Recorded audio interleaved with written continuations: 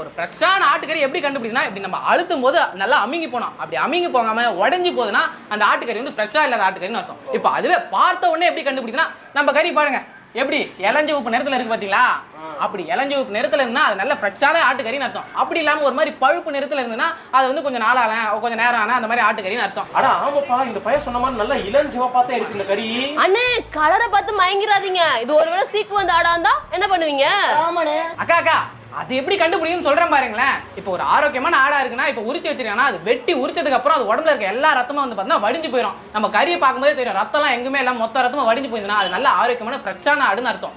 இதுவே வந்து அந்த ஆடு நோய்வாய்ப்பட்டிருந்ததுன்னா இப்போ அந்த ஆடு வெட்டி உரிச்சதுக்கு அப்புறம் உடம்புல அங்கங்க ரத்தம் தேங்கி இருக்கும். அதை பார்த்து நீங்க இது நோய்வாய்ப்பட்ட ஆடு அப்படின்னு சொல்லி கண்டுபிடிச்சிக்கலாம். இப்போ இதுவே வந்து செத்து போனதுக்கு அப்புறம் அந்த ஆடை உரிச்சு வச்சிருந்தாங்கன்னா அது உடம்புல ரத்தம்லாம் எதுவுமே போகாம அப்படியே ரத்தம் தேங்கி நிற்கும். அதை வச்சு இது போல செத்து போனதுக்கு அப்புறம் வெட்டின ஆடு அப்படின்னு சொல்லி நீங்க கண்டுபிடிச்சிக்கலாம். இந்த மாதிரி உரிச்சு வச்சுக்கிற